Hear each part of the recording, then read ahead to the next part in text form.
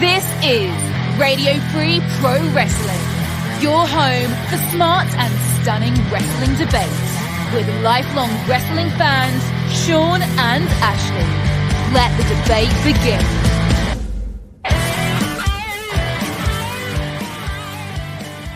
Well, hello, and welcome to this week's episode of Radio Free Professional Wrestling. Yes, I am Shawn, and I'm always joined by my regular tag team partner, Ashlee. And I have a third guest this week, as we have Stanley Karr from Wrestling with a Heart with Stanley Karr. Stanley is a fellow Tennessean. Ashlee, you're dealing with two Tennesseans this week. May God have mercy on your soul. Well, you guys are out there in the middle. I'm over here on the coast. Well, first of all, thank you for having me on. It means a lot, and I really do appreciate it. It's a very interesting week because we're rolling into AEW Blood and Guts. It's going to be live this Wednesday night from Nashville, Tennessee. It's one of the reasons why I brought Stanley on, because he's from Nashville. He's been in the wrestling scene for a good while now. His podcast has a different twist on wrestling podcasts. Stanley, go ahead and tell us about it. Yeah, so my podcast is called Wrestling with Heart. Not just an average wrestling podcast, the stuff that goes on in the ring, but talking about the good works that these men and women do outside of the ring, because you don't really hear about that as much. The charity work, the volunteering, the community service, kind of shine like a human element on it. Let's get to the Control Center. We're going to catch everybody up on the week in professional wrestling news. This is your Radio Free Pro Wrestling Control Center. All the wrestling news you need to know.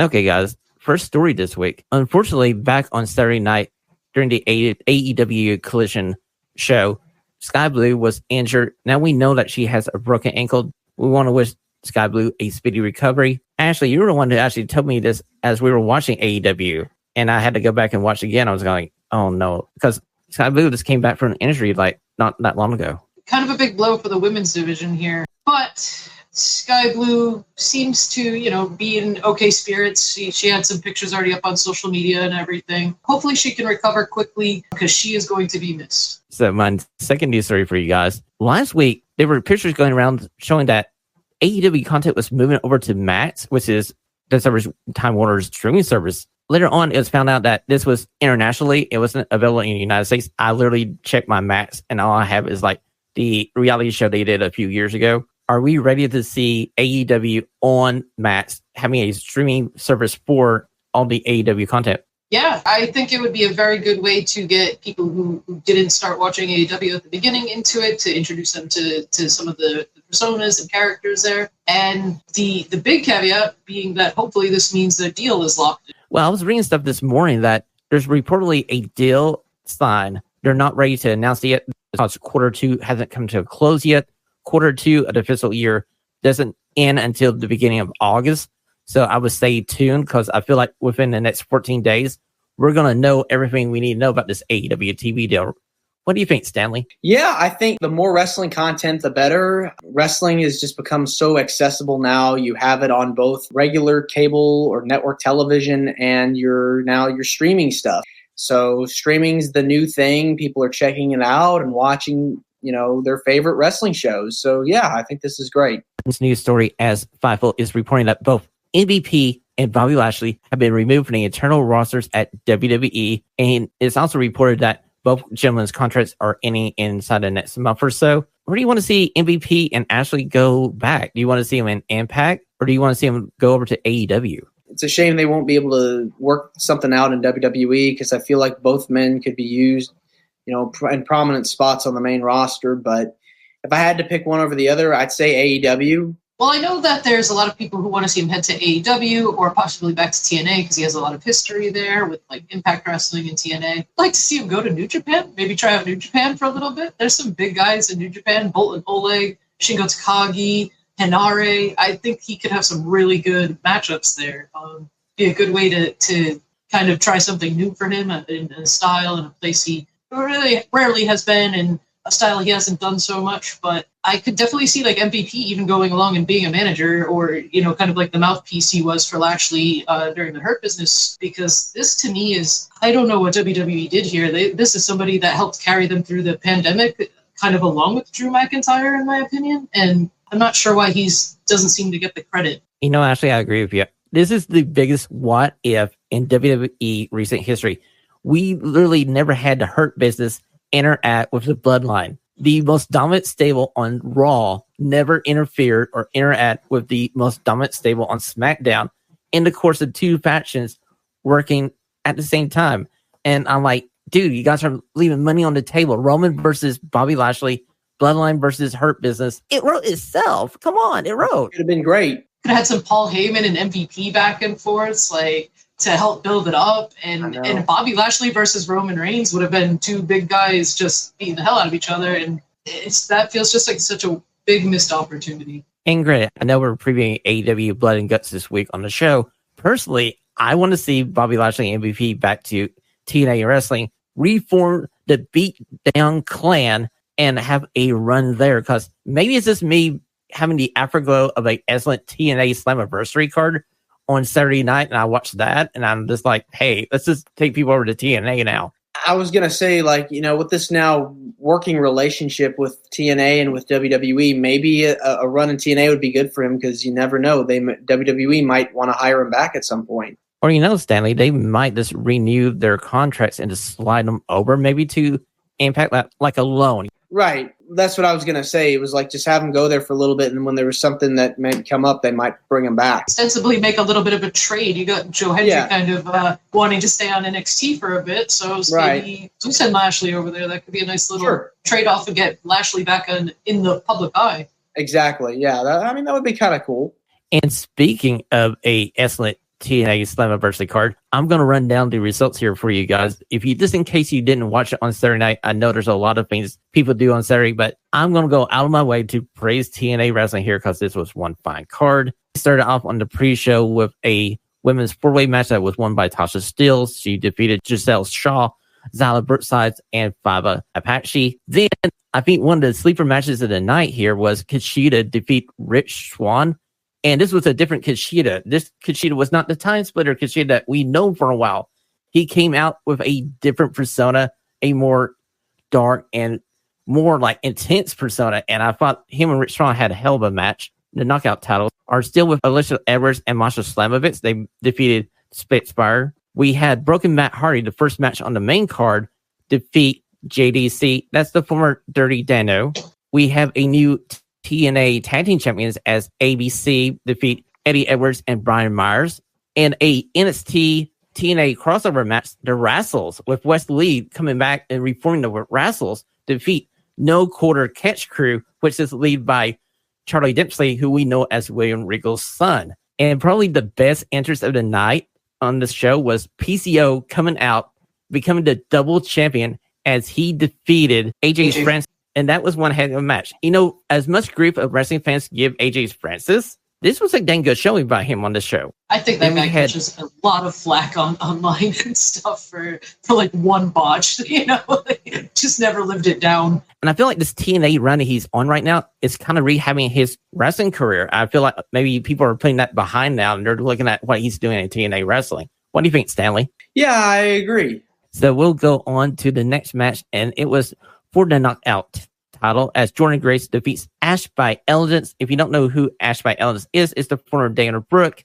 And of course, I feel like this was just a match to advance Jordan Grace onto somebody else, as Jordan Grace is the most dominant knockout champion of the modern era for that belt. If you need to go see one freaking match from this card, it's the next match. It's Mustafa Ali versus Speedball Mike Bailey. And Speedball Mike Bailey won this match in Montreal with Earl Hebner as the referee. In Montreal. The first time I do believe Earl Hebner was referee in Montreal since the infamous Montreal Screwjob. And we wrap this up with a Nick Nemeth, the former Dolph Ziggler, is now your TNA World Champion as he won the 6-man elimination match. And inside this match, Joe Henry defeated Moose to eliminate him, only to get turned on by Josh Alexander as Josh Alexander turns heel, and we end up with a final two of being Nick Nemeth and lifelong TNA original Kazarian. And for a moment there, guys, I thought they were going to give the belt to Kazarian. I had my fingers crossed. I was like, are they going to pull the trigger? I was hoping they would. But, I will agree. Nick Nemeth is good. What do you guys think? I think so. I mean, Nick Nemeth has worked his butt off, for the last 10 to 15 years. I mean, definitely one of the most iconic WWE superstars of all time. For someone that was able to, cross over, make an impact, no pun intended, so to speak, I think he'll be a great champion. Agreed. And with the WWE, NXT, TNA kind of bridge, he's somebody who can he knows the people in NXT, he knows the people in TNA. He's somebody who can kind of help bridge that for them. And I saw a lot of people saying it should have gone to Hendry, but I do still think it's early for Hendry. Actually, I feel like last week we were talking with Kimmy Sokol, and Kimmy was right. There's so much interaction with Joe Hendry and on the NXT brand. Eventually, they're going to probably have him in the NXT World Title match. Do you want your TNA champion versus the NXT champion and not be able to have it on your pay-per-view or be able to decide who wins the match? And do you really want your champion of your brand to lose to the other brand? So I feel like they went in the right direction here with Nick Nemeth. He is the hot talent they brought in back in January, right off his release from the WWE. And I feel like Nick Nemeth is going to use this just like Drew McIntyre did and just build up a solid reputation on the indies until the WWE realizes, darn it, we need to get back together. What do you think, Stanley? 100% agree. I could see there being an NXT and TNA premium live event in the near future. Worlds collide. Exactly. That Worlds Collide is a perfect format to do this. And these two rosters, there's a lot of possibilities, guys. You can. My final thing for the Control Center. Let's get everybody up to date on the G1 tournament that's going on right now for New Japan Pro Wrestling. Ashley, unfortunately, Evil is tied with Zack Sabre Jr. at 4 points. How do you feel about that, my friend? I'm very excited for Zack Sabre Jr. I am, as you know, not so excited for House of Torture. I don't see Evil making it to the finals, but I'm hoping it'll be Zack Sabre Jr.'s year, especially kind of after the Naito match. I kind of feel like our worst fears with Naito in this tournament are already kind of coming true. Well, it's interesting. He's at 0 points. Also, Sonata at 0 points in Block A here. And if you haven't seen the Sonata versus Jake Lee, that match lasted about 5 minutes and 40 seconds. And I just sat there at Saturday morning going like, that's your former New Japan Pro Wrestling World Heavyweight Champion, Sonata. Are we doing And then you had Jake Lee lose to Evil. Jake Lee dirty, too. Literally 24 hours later. And I'm going like, what are we doing here? Are we trying to build Jake Lee up as this big imposing monster only to get destroyed by Evil? Let's go over to the other block. Block B here. We have Hanari and Yoramura at 4 points each. Tatesha and Jeff Cobb at 2. They have a match literally later tonight, early Tuesday morning. If you're able to stay up, I will highly recommend you guys stay up and watch this freaking match. Oh, I will be watching that as soon as I can. I'm excited. I'll check it out. Now, personally, what's surprising here is that David Finlay, the leader of Bullet Club, is at 0 points. Yeah, taking some big losses, and I don't know how I feel about it. I feel like he's somebody that they tried to build up as a heel. It wasn't really well received. I feel like he's gaining a lot of traction since coming back from injury, and I don't like the call to have him lose these 2 matches right back to back. It's going to be interesting to see how this plays out. We're still early in the G1 tournament. The one thing I do realize from the first couple of days is New Japan Pro Wrestling is actually trying to develop their younger talent. As we see Sonata, Naito taking early losses here, but I still think maybe they're going to build this where we don't know exactly who's going to come out in both blocks until the very last night of the tournament. And I definitely want to throw out a lot of praise for Bolton Bullig. I mentioned him earlier, and coming out for the G1 and finally having his new ring attire, theme music, his own entrance instead of the Young Lion gear. He looks fantastic, and he is taken to professional wrestling. Just, it's like natural for him. Very true. And you know what? He was my breakout star of the weekend because I didn't know much about that gentleman until I saw him wrestle the first 2 nights. I went, this is somebody I need to start watching more of because the dude is freaking amazing. And that has been your Control Center here on Radio Free Professional Wrestling. We are going over to the 76 questions. Time to ring the bell. As Shawn and Ashlee debate 6 stunning questions from the week of wrestling. All the whys. And what the hell was that? Okay, guys. First standing question of the week. Do you agree with the finish of Will Ospreay versus MJF last week on Dynamite for the international title? Stanley, how do you feel about the finish of that match? A 58-minute masterpiece by some. Others think the finish was what? Yeah, I mean, sometimes you're gonna get that with a match like has a near fall or just ends in a pinfall that people are just gonna go, "Ooh, what's gonna happen now?" Ashlee, how do you feel about this finish? Conflicted, to be honest. I loved the match, and then when we got to the ending, I understand it because I think the obvious thing would be to have the rematch at All In to have Will Ospreay win it back. But I also don't like where that leaves Pac, who won a #1 contenders match a few weeks ago and still has yet to cash in on it. Well, guys, I personally love the match for 57 minutes until MJF pulls out the diamond ring and whops Will Ospreay. And I'm just sitting there going like, wait a minute, that's Will Ospreay, your biggest acquisition in years.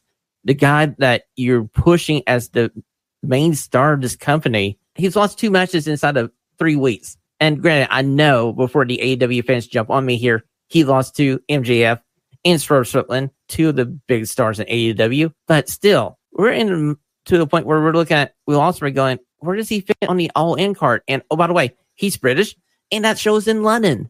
I'm sure they'll highlight him in a positive way. I mean, they did it with Saraya last year, so I'm sure he'll make his way back and they'll build him up. So I'm confident that he can pull through this. Yeah, that's what I said. I think like the end game for them will be to have a rematch at All In, but I feel like that just leaves, first of all, Pac, who had been calling out Ospreay out in the cold, and it also leaves Daniel Garcia like kind of on the outs of this right now, unless they can find a way for him to come back in the next few weeks. Well, when you were talking about Pac being left out in the cold because of a possible rematch, I was thinking, you know what they could do to make this a little different for All In London? We can go triple threat rules and have a 3-way match with MJF, Will Ospreay, and Pac for the international title. They can play that card. Possibly. I would enjoy it, but I think my problem with it would be predictable. I don't think like Pac would be the winner in that match if we did that, but it would be a hell of a match in ring. Oh, great. It would be a hell of a match. My thing is, do we want to hot potato this international title? And yes, I know AEW has a million freaking titles, but to get this title back onto Will Ospreay maybe a month after he lost it, I just don't see what the play is here. I feel like if you're going to give MJF this international title, he needs to keep it for a while. And are we trying to lift Will Ospreay up to the AEW world title level? I kind of like what you're saying. You might want to give it some time before he gets the belt. Okay, so we're moving on to my second stunning question this week. As we left last week's episode of AEW Dynamite TV, we saw Team Elite versus Team AEW. They're brawling, and we had this one moment, Ashlee. You know what I'm talking about. It's the stare down between Swerve and Hangman Adam Page. And Okada grabs Hangman Adam Page and literally drags him away from Swerve before anything could happen. We don't get to see the guys touch. But I got a question for you. Does Hangman turn on the Elite here and say solo?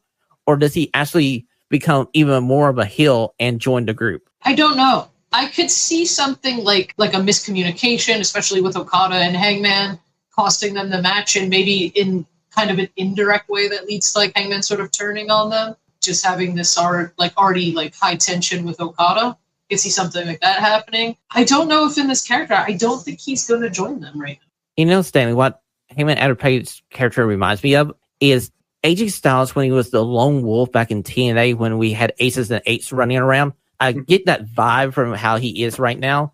And that AJ Styles was approached by aces and eights, hey, like, join us. But he was like, no, I'm good with my own thing. So you guys go do your thing. I'll do mine. So you feel that same way with Heyman? Yeah. I mean, the Elite's like the hottest angle going on right now in AEW. So I think that you've got a good set of guys right now.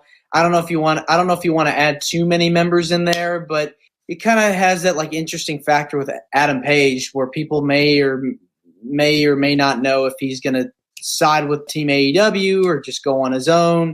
So it's just one of those like interesting like things to like, ooh, you know, what could happen here.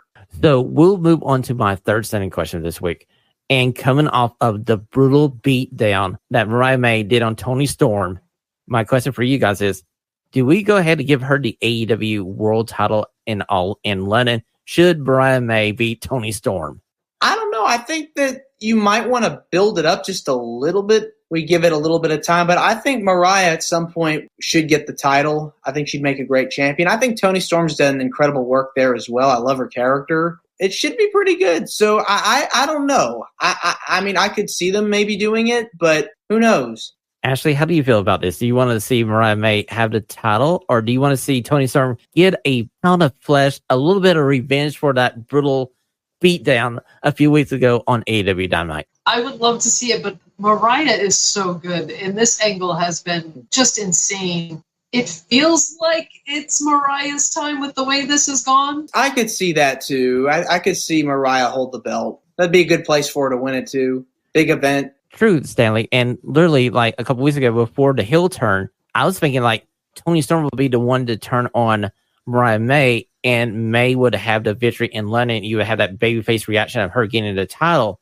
Now I'm like conflicted here, and that's why I kind of phrased this question the way I did, because I feel like the way they laid that beating on Toni Storm, I mean, she's clearly the babyface in AEW's mind when they're telling the story. And to me, the babyface after that beatdown needs to defeat the heel. Yeah, I mean, I saw her promo this week where she dressed up as Toni, and just some of the best acting I've seen from her, perhaps ever. It was really good.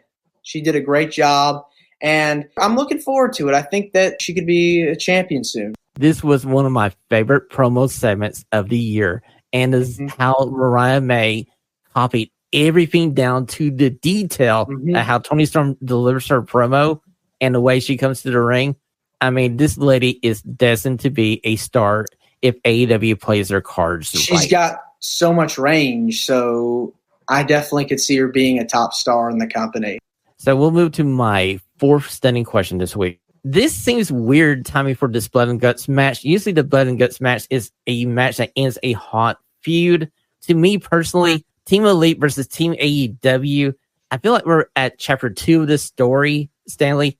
I don't think we're ready to hit the crescendo here with this Blood and Guts match, but we're here live in Las Vegas with this match. How you feel? Well, the Blood and Guts match should be like a Hell in a Cell or Steel Cage, where it's like the end of something. So I'm not 100% sure. It feels like to me they could have built it up a little bit more before we get to it. It's a big match, so you want to have something really huge go down in the end. Okay, Ashley, do you think I'm correct in my assumption, or am I just crazy about this match? No, I do think that this is a weird one, especially because like the Elite teaming together makes sense. Team AEW doesn't particularly make a lot of sense. For the stories that were going on separately, it makes sense. You have Hangman and Swerve, you have the Acclaimed and the Bucks. You know, like for certain things it makes sense, but when you think of AEW and somebody you would want on a Team AEW, like Darby Allin certainly comes to mind. He's certainly a guy I would want on Team AEW.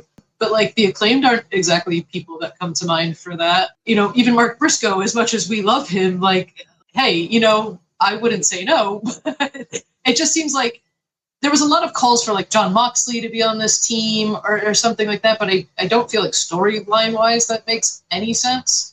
I just don't think like the Bucks and the Acclaimed are like hot enough right now to be, like you said, like having like a blow off type match right now. It's been very strange, like this build. I agree with you, Ashley. I feel like we're kind of skipping the middle chapters of this AEW versus Team Elite feud, and we're right now heading towards the finale of this book. And maybe they get something planned for Wednesday. They'll throw this and spin this around so they can keep the story going, and we'll be happy with it. I've got my fingers crossed. I mean, it should be a fine match, Stanley.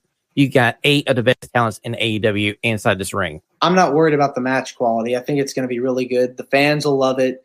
I'll love it, and it'll be great. Okay, so we're going on to my 5th stunning question this week. And Ashley, we kind of hinted at this through the couple of questions I did this week so far. Do you want to see Hangman Adam Page versus Okada, the Okada one, at AEW All In London? Yes. I feel like we all sort of predicted that Hangman was going to win the Owen and go on to take Swerve at All In. But with Bryan Danielson taking that match, I would love to see this. It seems like another type of elite infighting, but I've loved Okada's like character and stuff since he's come to AEW, so I'm very excited to see him antagonize this very serious and angry Hangman. Hey, Stanley, how do you feel about the interaction between Okada and Heyman? They kind of seem not to be on the same page, but they have the same friends in the Young Bucks. If they have like similar goals, I think they should be able to put their differences aside. So they should be working together at some point down the road. So unless they're teasing a feud between the two, like in the weeks ahead, I wouldn't say yes. I wouldn't count on it yet. So just we'll see what happens. True. Now, if we can't get Swerve versus Hangman Adam Page for the title at All In London or All Out, I will happily take Okada versus Hangman Adam Page. Yeah, that'd be pretty good. And I'm pretty sure I can see Ashlee's face going like, yes, Shawn, I agree with you 100%. Yes. So getting back to Ashlee's statement about the Acclaim, sixth and final stunning question this week. Should the Acclaim be part of Team AEW? Because one of these doesn't seem like the other guys, and I want to say it's the Acclaim. Yeah, I feel like a lot of like the backlash I've seen about the Acclaimed being in this match, there's some of it that makes sense, and there's some of it that doesn't. Like I said, storyline-wise, it makes sense. They've been in this feud with the Bucks, so just putting them across from the Bucks, it makes sense. It doesn't feel big enough to be in a blood and guts type match, but I will say I did like the serious turn from Daddy Ass that we saw this past week, where he sort of yells at Max and Anthony to get in line. And I do think AEW talents sometimes have this period of time where like they have trouble getting over, or like haven't gotten themselves over quite yet. We've seen the Acclaim be over before. But I feel like sometimes these types of matches can help reinvigorate them. We've seen it kind of happen with like some of the women in the women's like hardcore matches, things like that. I feel like this is a type of match they excel at in AEW. So I'm hoping that, like you said, maybe we get some storyline developments or something coming out of this that helps to kind of help heat this up, because this feud for the tag team titles has not felt important at all. Very true. I feel like since the Young Bucks have got these titles back off of Darby and Sting, they kind of been in a holding pattern. They've been waiting for a babyface team to come up to their level. And Stanley, do you feel like the Acclaim have gotten back to what they were 1 year ago, that hot babyface tag team?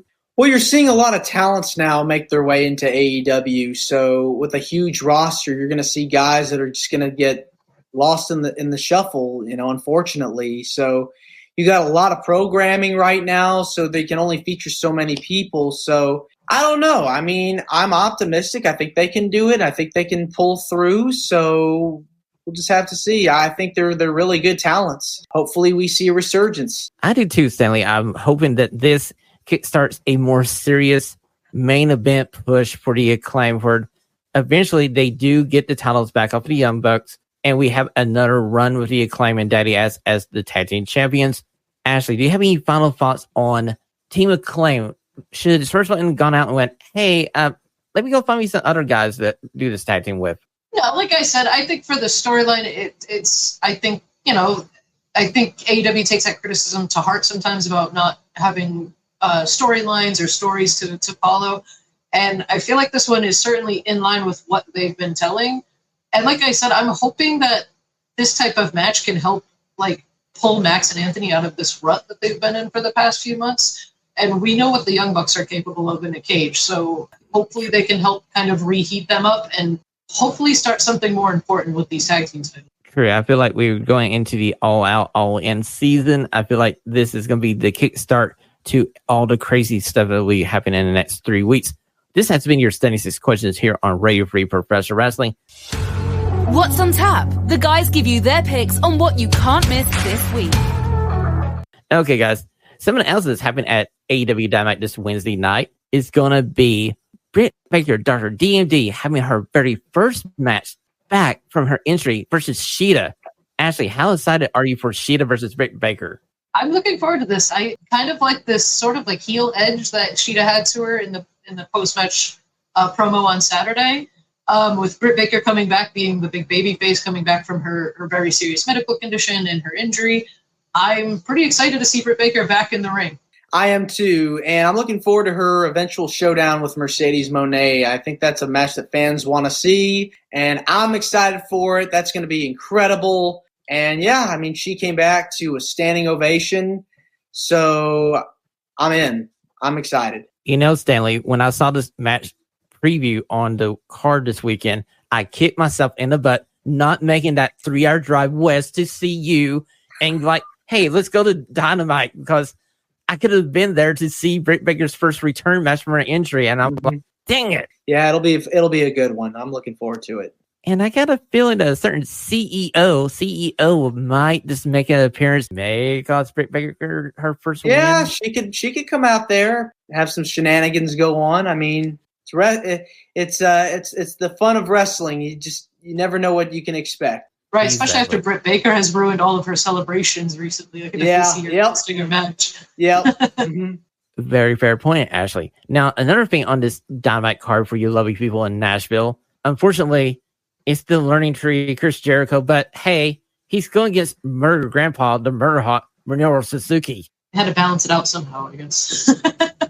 I mean, listen, Chris Jericho is one of the greatest of all time. I mean, he's been able to reinvent himself over the years, try out new things, and it's worked. So, I mean, this character, it's fun to see Jericho really take on a new role. So I like this. And plus, Minoru Suzuki, a legend in Japan, a worldwide legend in professional wrestling. So I'm looking forward to it. That's going to be really good. I'm as well, Stanley, because I feel like this is a first time ever meeting. This is a dream match for Chris Jericho, because this is a guy in Minoru Suzuki that he literally wanted to wrestle. And we're going to get to be able to see it this Wednesday on AEW Dynamite. I do want to highlight one match Thursday night on TNA Wrestling, as we have Eric Young and Jordan Grace. They're going to face off against a returning Hammerstone and Ash by Elegance. Hammerstone made his return at TNA Slammiversary. And I got to say, Nashville, Tennessee, we love Eric Young. He's one of our guys. Mm-hmm. And to see him have a good run back in TNA Wrestling and be prominent in their main card level, I'm just happy to see Eric Young, and I can't wait for Thursday night. Stanley, you're in Nashville. Tell everybody about Eric Young and what he means to the city. I mean, Eric Young is a TNA original. I mean, he's done it all. He's won the world title. I wish he could have had a good run in WWE as well, but he had a really good run in TNA. For him to be able to still go on and still do what he loves to do, it's remarkable. So it's great that he's sticking with it after all these years. He's still doing it. So it's great. And at such a high level. Exactly. I mean, like, this guy has been a 20-plus year veteran in professional wrestling, and he only gets better. And just like we were talking about Chris Jericho being able to reinvent himself, Eric Young has been able to reinvent himself, and every one of his characters has hit. Absolutely. Stanley, where can we find you on the Super Information Superhighway? Yes. So if you want to check out Wrestling with Heart with Stanley Karr, I've got all the interviews up on YouTube. I just posted an interview with Kelly. I got so many people coming on the show soon. So check out the interviews on YouTube. We want to grow our channel. So hit us up, like the videos, share, subscribe, as well as X, WWHWSK. Follow us there. Instagram, at Wrestling with Heart. And, of course, Facebook. Type in Wrestling with Heart with Stanley Karr. We want to get up to 900 likes. So like the page, share with your friends. And we're also available on all your podcasting platforms. And Stanley, is your Nikita Koloff interview coming out this Thursday? I kind of think I remember hearing that through the grapevine. Yes, it'll be out Wednesday. Ooh, even a day earlier. You need to check out this interview with Stanley and Nikita Koloff. I can't wait to hear it, because Nikita was my very first interview here on Radio Free Professional Wrestling. An excellent gentleman, a true professional wrestler. And I know Stanley's going to ask a lot of great questions. I had an incredible time talking with him, and I hope you all enjoy it. And of course, I need to make amends from last week, as I kind of forgot my tag team partner's official 1 year anniversary with the show. So allow me to wish Ashley a very happy 53rd week on the show. Happy anniversary to you, Ashley. And Ashley, instead of me closing the show down, close the show down for us, please. I'll just give out my Twitter. So I'm on Twitter, and it's @groovy_ash_. You can check out our page on Twitter, our website, www.radiofreepw.com. And of course, all the links are in the show notes. And guys, until we see you next time on Radio Free Professional Wrestling, Stanley, everybody, have a stunning week. Enjoy your professional wrestling. You do as well. Thank you guys so much for having me. It's been a pleasure. We'll see you next time on Radio Free Professional Wrestling.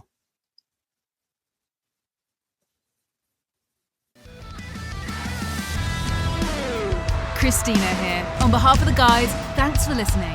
Like the show? Do us a favor and share it with a friend. Have a stunning question? Email it to the show at radiofreeprowrestling@gmail.com.